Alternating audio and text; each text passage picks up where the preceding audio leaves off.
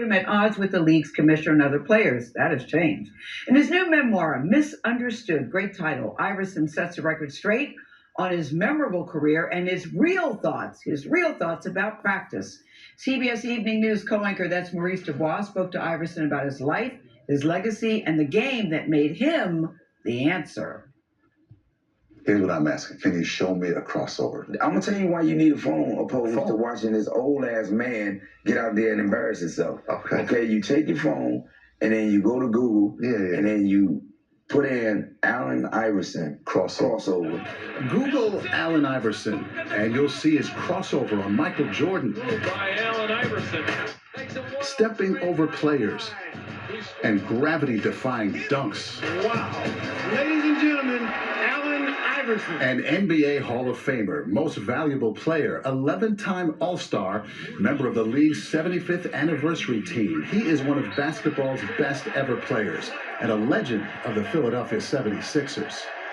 Now 50 years old, Iverson is telling a story in his new memoir, Misunderstood. Why'd you decide to, A, write the book, and then B, call it Misunderstood? With this book, you hearing it from the horse's mouth. Misunderstood comes from you think you know, but you have no idea. So why do you need to be understood? There's a lot of things that people have said about me throughout my career. A lot of those things hurt. Well, what things hurt the most? Calling me a thug when I know I'm not. Judging me off of a look. I think that was one of the toughest things I really had to deal with. In his book, Iverson details challenges throughout his life.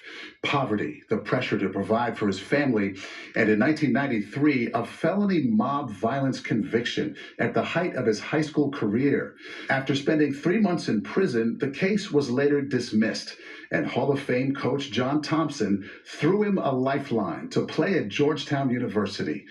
Iverson says he loves that today's college players can earn 6 figures and more in name, image, and likeness deals. You know what I mean? Because I was them. I was the guy that went to the refrigerator and it was baking soda and some water and roaches everywhere. And like, I've been that guy. When they say, don't you think they're getting paid too much? They're not getting paid enough. Iverson was the first overall pick in the 1996 NBA draft. His impact on the league was both on and off the court, with a unique fashion style that led to criticism and a more strict NBA dress code in 2005. It was something that the NBA had never seen. We never seen nobody come in here dressing like this with the diamond chains and the watches, and he got cornrows. Right now, all of these guys in the NBA, they have their own unique personalities. And dressing means a lot to them. Now I get the flowers for it from them. Iverson begins his memoir with what many people remember him most for, a 2002 news conference that became an infamous rant. We're talking about practice, man. I mean, how silly is that? I never came out and said I didn't like practice. That's a perception that you got from that rant, from the legendary rant. Can you see why people think it's fun? I definitely see the humor in it. But if you're me, you knew what was going on at that time. It wasn't funny back then. But I was so upset about the practice thing. I could explain myself a little better. Keep Googling Iverson to watch his highlights, but he says his biggest accomplishment was not on the basketball court. One of my best decisions that I ever made in my life was to stop drinking. What was that? 6 months now. Wow. Yeah. How you feeling? Better than I did when I was doing it.